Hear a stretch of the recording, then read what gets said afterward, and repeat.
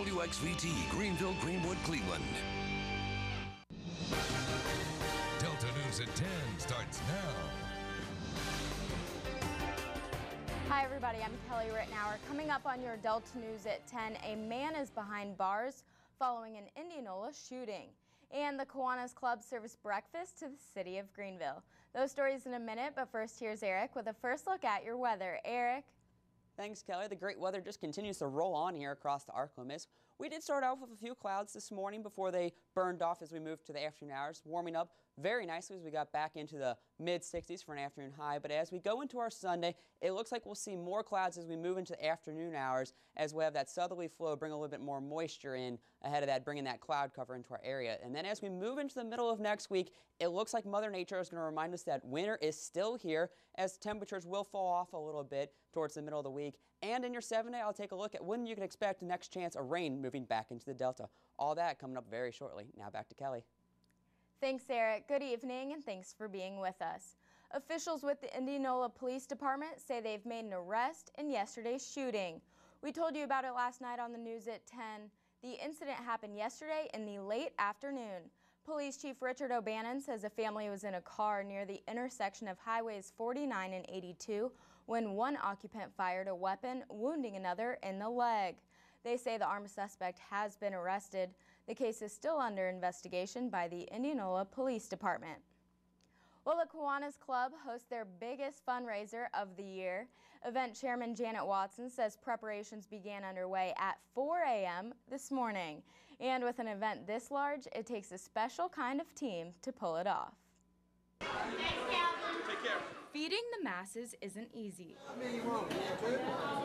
But after years of experience, the Kiwanis Club has it down to a system. Here we have our baconators that prepare the bacon at Washington School, and Shipley Donuts, they actually allow us to mix the batter at their facility. And for a day, Buster Brown's Community Center turns into a breakfast hotspot.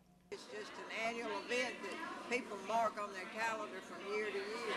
Greenville resident Elizabeth Smith says for as long as she can remember, she's enjoyed the Kiwanis Club pancake breakfast. I don't even know how long they've been having it, but almost that long. And Smith says it's the one time each year she sees everyone she knows. It's as much a meal as it is a social event, because you see so many people that live in Greenville and so many people that this may be the only place you cross their path, and you get to visit with them, and it's just a family affair, and the people in the Kiwanis Club just work so hard to make you feel so at home. First-time event chairman Janet Watson says the secret ingredient to the event's success is not changing anything. About 6 months in advance, we start kind of trying to, brainstorm how we're going to do things, and it's pretty much the same thing every year. So, the next person just kind of follows in the footsteps of the person that chaired it before. And it seems to be working. Year after year, this is the club's biggest fundraiser, and not even a full house could keep people from pouring in. We can see the takeout booths, and it seems that there's almost more food going out through the takeout than it is people coming in, which is a good thing because, there's not room back there. We're getting as many as like 30 takeouts at one time. And as fast as they can fix them, they're going out. Leaving Watson at a loss for words. And I can't do anything but thank everybody in the community for coming out and taking a part of the actual event, because it just helps. It helps the children. That's the reason we're here. Watson says Salvation Army's Angel Tree and the Boys and Girls Club are two of their biggest priorities.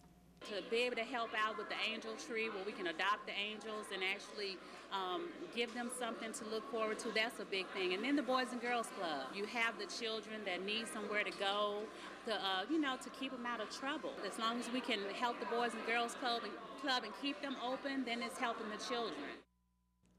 This event would not be possible without the generous donations from Art Rusk.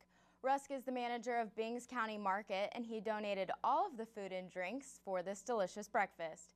Ann Martin with the Kiwanis Club says the pancake fundraiser is so successful because of his generous donations.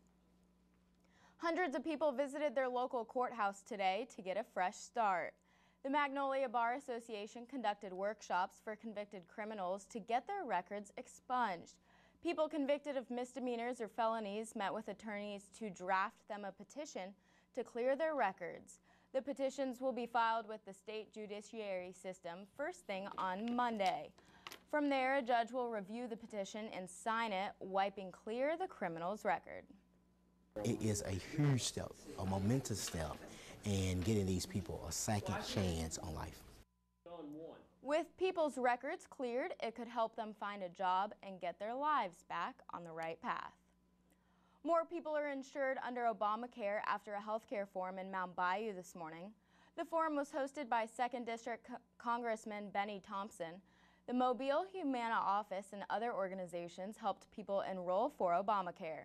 Healthcare officials were also there to answer people's questions and educate them on the new healthcare system. By the end of the 2-hour program, about 75 people were registered. As the deadline approaches, Thompson wants to make sure everyone gets the needed coverage. He was here this morning to spread the news, to let everybody know in this area in the Delta that we're here to help them. We have several organizations here to help out. We have navigators here from each organization to educate the people. For those of you who are still uninsured, you still have 3 weeks to sign up. The deadline to enroll for Obamacare is March 15th.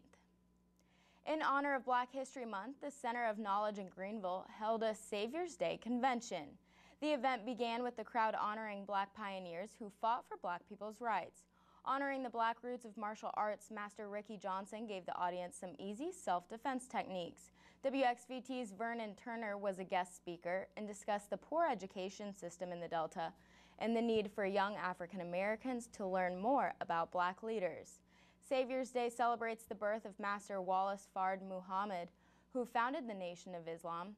Kareem Muhammad spoke on the influence of Wallace for the blacks in Islam and here in America.